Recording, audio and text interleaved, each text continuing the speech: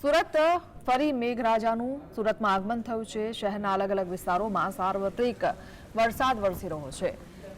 શહેરમાં અડાજણ, જહાંગીરપુરા, રાંદેર, કતારગામ, ખટોદરા, પીપલુદ, વેસુ, અઠવાલાઈન, સમરોલી, વરાછા, કાપુદ્રા, ઉધના, ડિંડોલી વિસ્તારમાં સાર્વત્રિક વરસાદ પડી રહ્યો છે, જેના કારણે વાતાવરણમાં ઠંડક પ્રસરી છે।